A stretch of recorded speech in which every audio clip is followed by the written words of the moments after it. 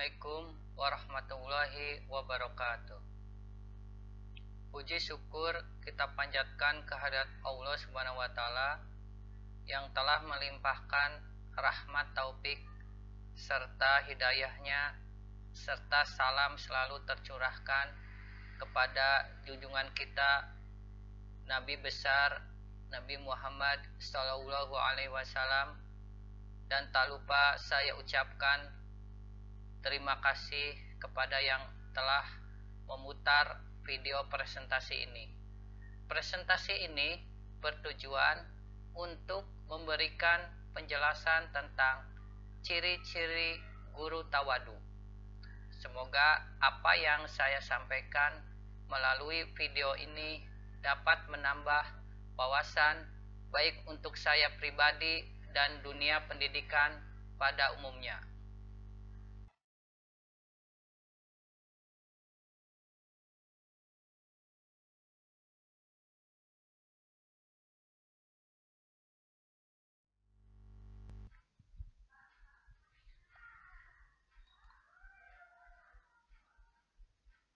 Pengertian tawadu. Menurut bahasa, tawadu artinya adalah rendah hati. Secara istilah, tawadu adalah sikap merendahkan hati, baik itu di hadapan Allah Subhanahu wa taala maupun sesama manusia. Manusia yang sadar akan hakikat kejadian dirinya tidak akan pernah mempunyai alasan untuk merasa lebih baik antara yang satu dan yang lainnya.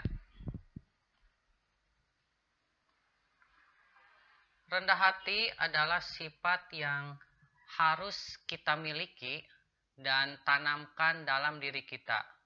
Bersikap baiklah terhadap sesama tanpa peduli apa itu agamanya, suku, ras, bahasa, ataupun warna kulitnya. Rendah hati di dalam Islam dikenal dengan kata tawadu. Tawadu artinya rendah hati.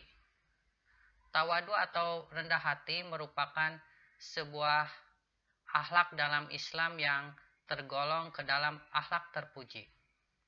Tawadu dalam Islam berarti seseorang menempatkan dirinya lebih rendah di hadapan Allah Subhanahu wa taala dan hamba-hamba Allah Subhanahu wa taala. Jadi kita harus senantiasa bertawadu sebagai hamba Allah Subhanahu wa taala yang taat. Karena salah satu sifat orang yang bertakwa adalah orang yang selalu merendahkan hatinya.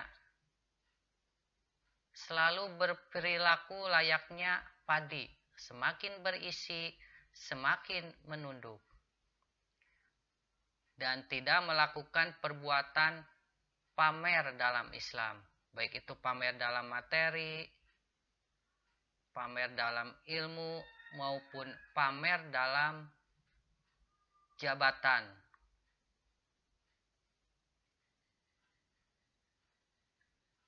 Selanjutnya marilah kita perhatikan firman Allah Subhanahu wa taala dalam surat Al-Furqan ayat 63. A'udzu billahi minasyaitonir rajim. Wa ibadur rahmanil ladzina yamshuna 'alal ardi hauna wa idza khatabahumul jahiluna qalu salama. Artinya, dan hamba-hamba Tuhan yang Maha Penyayang itu adalah orang-orang yang berjalan di atas bumi dengan rendah hati, dan apabila orang-orang jahil menyapa, mereka mengucapkan kata-kata yang baik. Makna kandungan ayat tersebut, Allah memerintahkan umatnya untuk merendahkan hati terhadap sesama dengan cara mengucapkan kata-kata yang baik dan lemah lembut. Rasulullah Shallallahu Alaihi Wasallam juga menjelaskan bahwa orang-orang yang tawadu akan diangkat derajatnya oleh Allah Subhanahu wa taala. Shallallahu alaihi wasallam bersabda, barang siapa yang merendahkan diri di hadapan Allah, maka Allah akan mengangkat derajatnya pada tempat yang tinggi. Dan barang siapa yang takabur kepada Allah, maka Allah akan menghinakannya sampai ke tempat serendah-rendahnya. Hadis diriwayatkan oleh Ahmad. Seseorang yang mempunyai sikap tawadu ditandai dengan yang pertama adalah sederhana dalam berpakaian, walaupun dia sebagai pejabat ataupun mempunyai jabatan tertinggi misalkan, ataupun dia orang kaya di lingkungannya.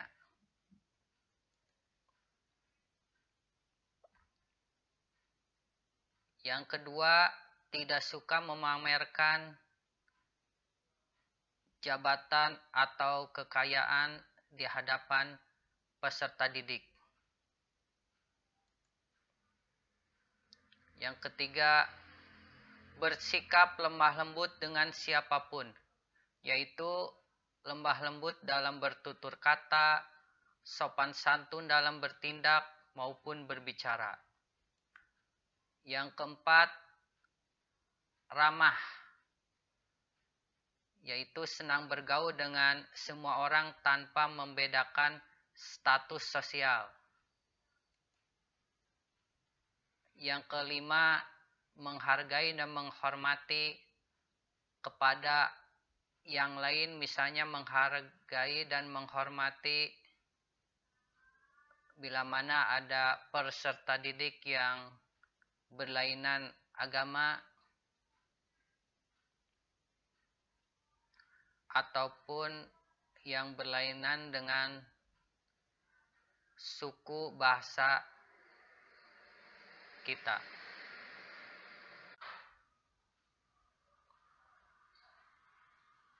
Selanjutnya mari kita perhatikan pendapat tawadu menurut Al-Mawardi. Beliau mengatakan, sungguhnya tawadu dapat membangkitkan kasih sayang, sedangkan ujub akan menjadikan guru tersebut memuakan. Sifat ujub ialah jelek bagi setiap orang, sedangkan bagi pendidik akan membuatnya lebih jelek lagi. Karena pendidik merupakan panutan banyak orang. Banyak pendidik yang dirasuki perasaan ujub karena bersatunya mereka dengan keutamaan ilmu. Padahal jika mereka melihat dengan penglihatan yang benar dan berbuat sesuai dengan ilmu yang mereka miliki, maka sikap tawadu akan lebih baik bagi mereka.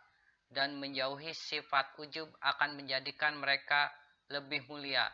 Sebab sifat ujub ialah suatu kekurangan bertentangan dengan sifat.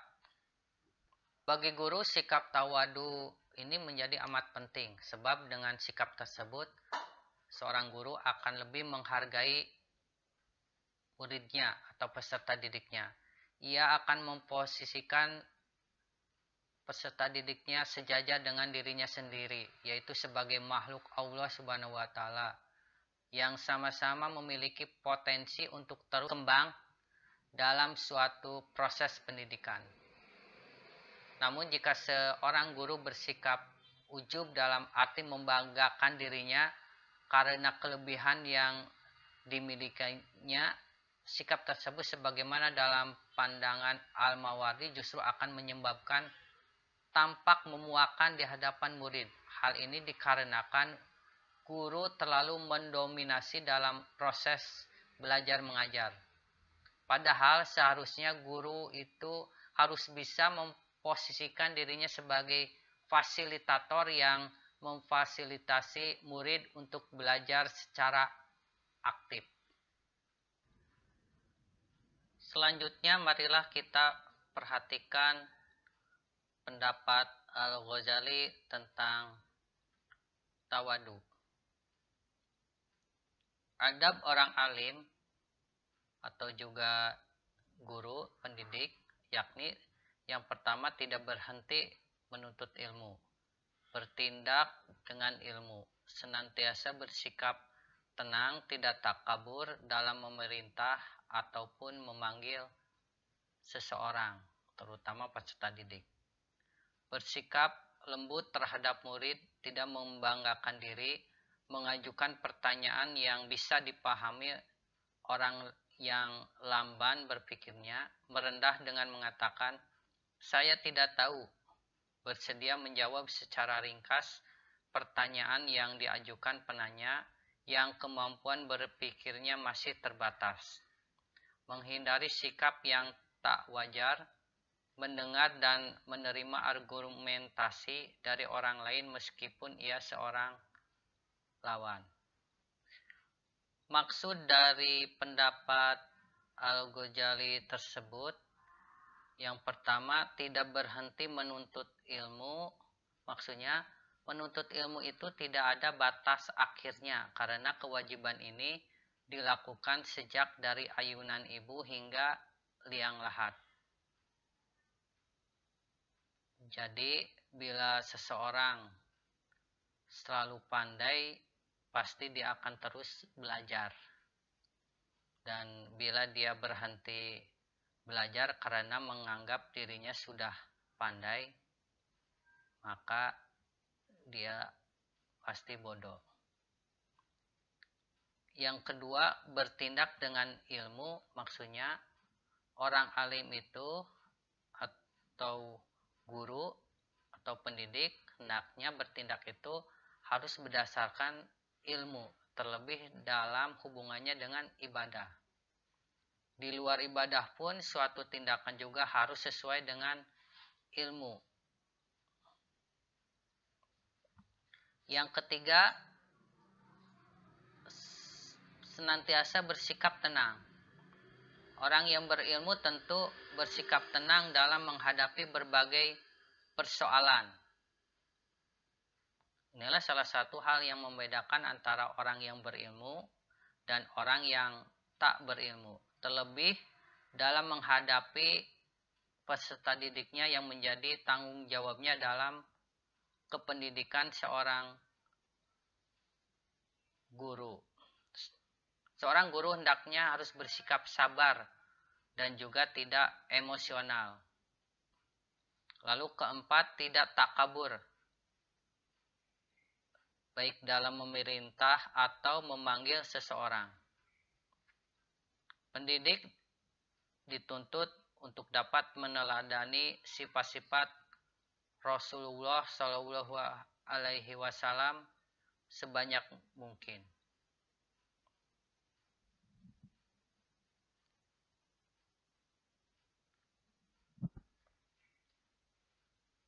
Kelima, selalu bersikap lembut terhadap murid.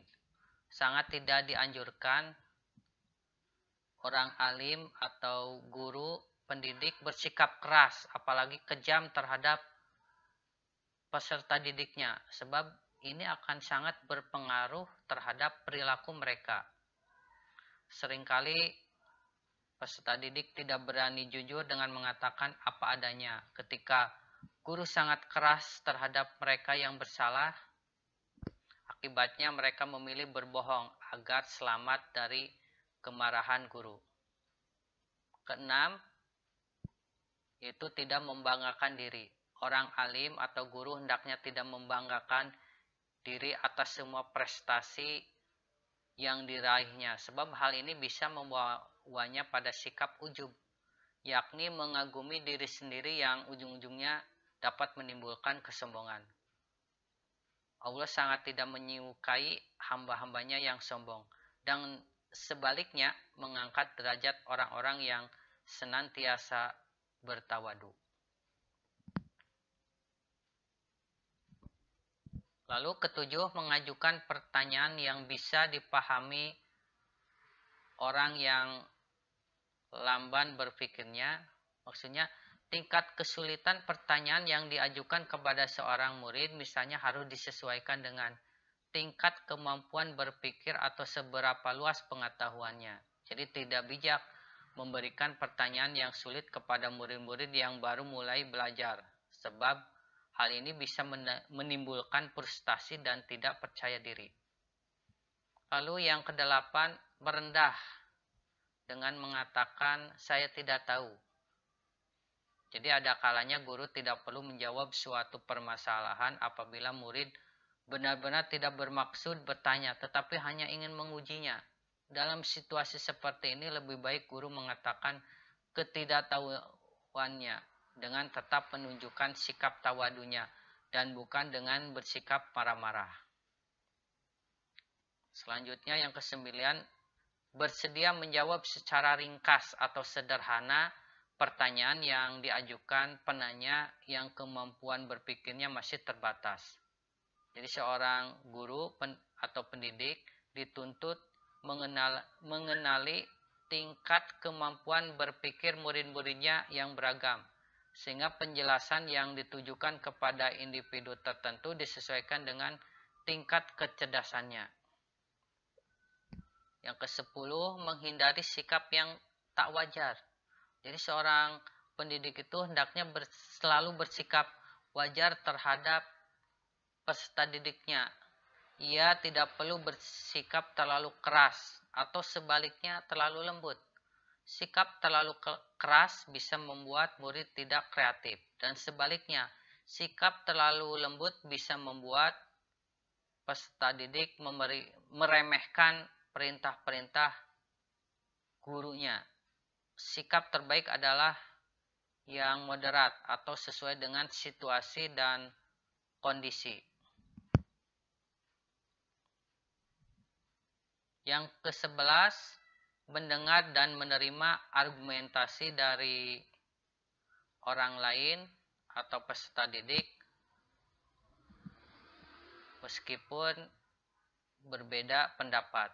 Jadi seorang guru itu hendaknya bersikap akomodatif terhadap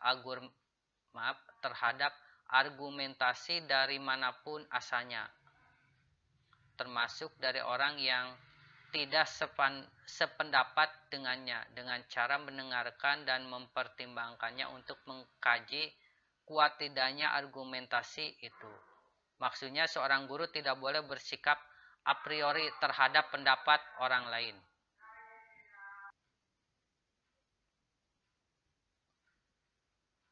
Selain akhlak peserta didik kepada guru, ada pula akhlak guru terhadap murid atau peserta didiknya.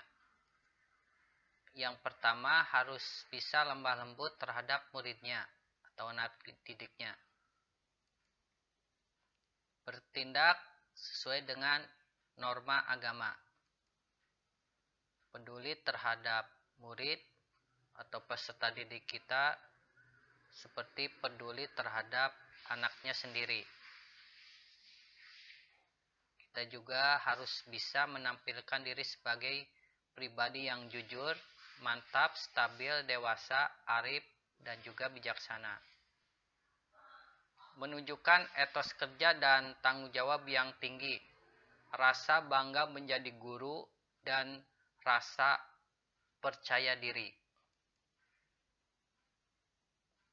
Lalu menjunjung tinggi kode etik profesi guru.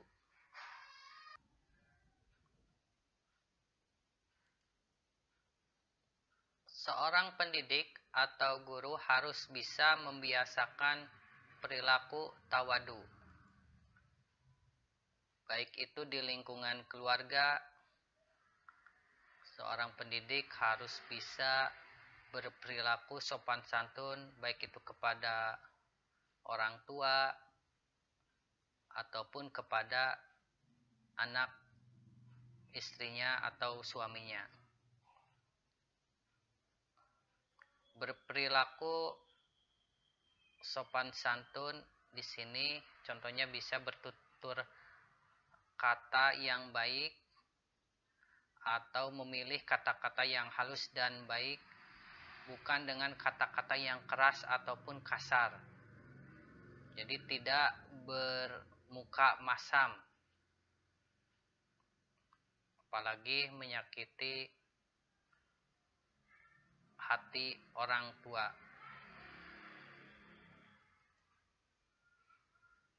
Di lingkungan sekolah pun seorang guru harus memiliki sikap rendah hati.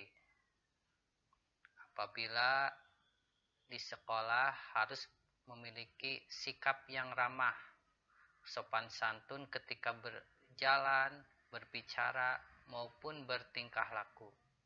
Baik itu kepada anak didiknya, dengan sesama teman sejawat, atau seprofesinya, ataupun dengan sesama para pendidik, ataupun pimpinannya, maupun dengan petugas kebersihan atau penjaga yang ada di sekolah. Selanjutnya di lingkungan masyarakat. Jika dibandingkan dengan kedua lingkungan tersebut, maksudnya keluarga dan sekolah, maka lingkungan masyarakat itu lebih luas atau heterogen. Untuk itu sikap tawadu, rendah hati dalam lingkungan masyarakat dapat dibagi kepada yang pertama, sikap rendah hati kepada orang yang lebih tua. Jadi apabila kita bergaul dengan orang yang lebih tua usianya dari kita harus senantiasa hormat kepadanya, karena pengalaman hidupnya lebih dulu daripada kita.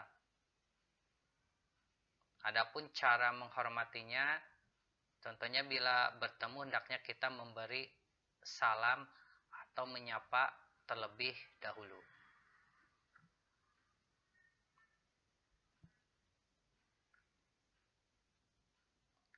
Sikap tawadu yang harus kita biasakan dalam kehidupan sehari-hari, banyak kepada tetangga, kepada teman sebaya. Di antara contohnya bertutur kata yang baik, bersikap lembut, bersikap sopan santun, berbuat baik kepada teman atau tetangga. Kita juga harus bisa saling menasehati, saling menghormati, tidak saling mengejek atau mencela. Tidak memanggil dengan panggilan yang kurang baik, tidak mudah berprasangka buruk, tidak saling memfitnah, juga tidak saling menggunjing atau mengumpat, dan juga yang lainnya. Termasuk sikap rendah hati terhadap agama yang lain. Sikap tawadu atau rendah hati yang harus kita tampilkan dalam kehidupan sehari-hari terhadap agama-agama yang lain yang berbeda dengan kita. Yang pertama, harus bisa menciptakan kerukunan secara bersama-sama yang diwujudkan dalam suasana damai, tertib, saling memahami, saling menghargai, serta adanya dialog antar agama. Berusahalah selalu menghindari adanya konflik. Misalnya jangan sampai saling mengancam atau mengecam. Agar kita selalu bersikap ramah, tidak saling mencurigai, dan kita juga harus memberikan kebebasan bagi setiap orang untuk memeluk agama lain. Kita juga harus berusaha untuk menghindari penyalahgunaan agama untuk kepentingan tertentu.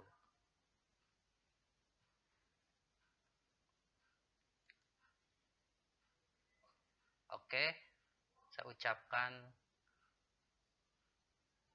banyak terima kasih kepada yang telah memutar video ini. Semoga bermanfaat. Saya tutup dengan bacaan hamdalah. Alhamdulillahirabbil alamin.